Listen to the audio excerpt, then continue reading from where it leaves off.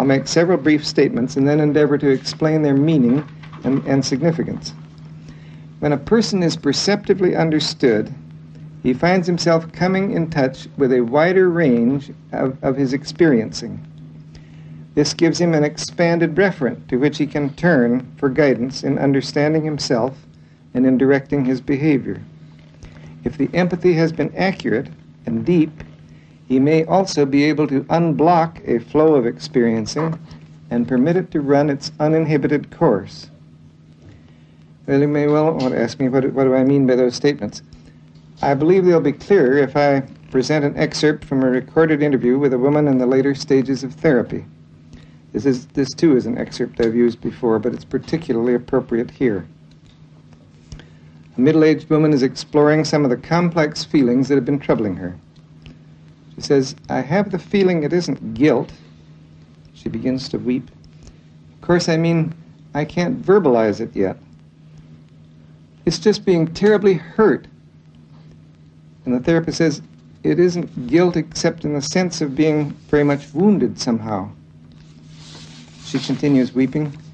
"It's, often I've been guilty of it myself, but in later years, when I've heard parents say to their children, 'Stop crying,' I've had a feeling, a hurt, as though, well, why should they tell them to stop crying? They feel sorry for themselves. And who can feel more adequately sorry for himself than the child? Well, that's sort of what I mean, as though I thought that they should let him cry and feel sorry for him too, maybe, in a rather objective kind of way. Well, that's something of the kind of thing I've been experiencing. Now, just right now." The therapist says, that catches a little more of the flavor of the feeling, that it's almost as if you're really weeping for yourself. Yeah. And again, you see there's conflict. Our culture is such that, one doesn't indulge in self-pity. But this isn't, I feel it doesn't quite have that connotation. It may have. The therapist says, you sort of think there's a cultural objection to feeling sorry about yourself, and yet you feel the feeling you're experiencing isn't quite what the culture objects to either. And then, of course, I've come to see and to feel that over this, I've covered it up, and she bursts into tears, but I've covered it up with so much bitterness, which in turn I had to cover up. That's what I want to get rid of. I almost don't care if I hurt. The therapist, you feel that here at the basis of it, as you experience it, is a feeling of real tears for yourself. But that you can't show, you mustn't show. So that's been covered by bitterness that you don't like, that you'd like to be rid of. You almost feel you'd rather absorb the hurt than to feel the bitterness. And what you seem to be saying quite strongly is, I do hurt, and I've tried to cover it up. Client says, I didn't know it.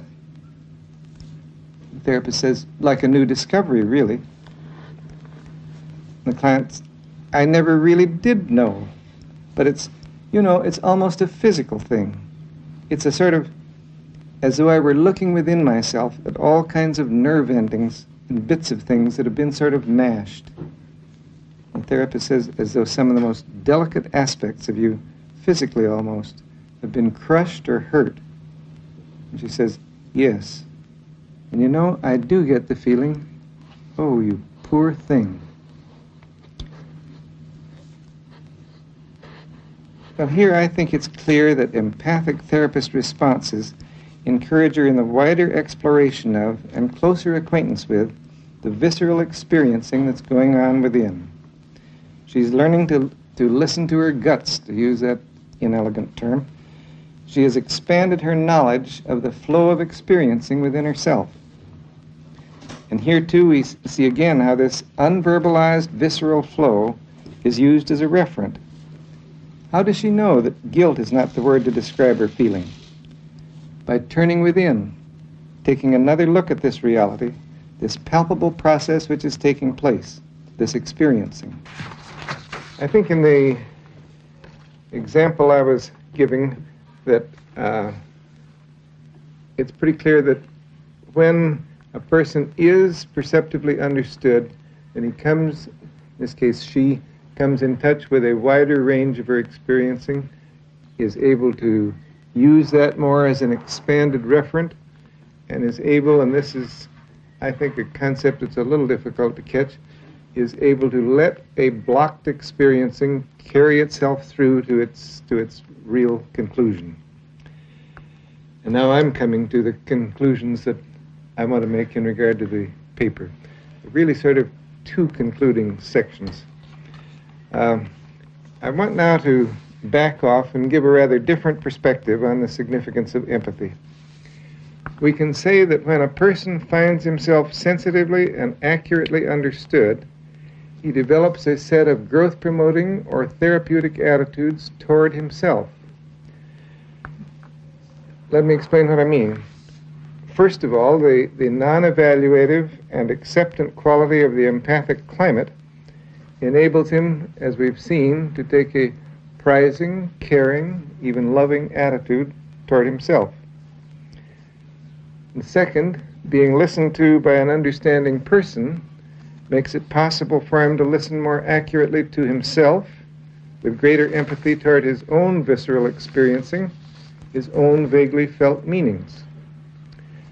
But his greater understanding and prizing of himself opens up to him new facets of his experience, which become a part of a more accurately based self. His self is now more congruent with his experiencing. Thus he has become, in his attitudes toward himself, more caring and acceptant, more empathic and understanding, more real and congruent. But these three elements are the very ones which both experience and research indicate are the attitudes of an effective therapist. So we are perhaps not overstating the total picture if we say that an empathic understanding by another has enabled the person to become a more effective growth enhancer, a more effective therapist for himself.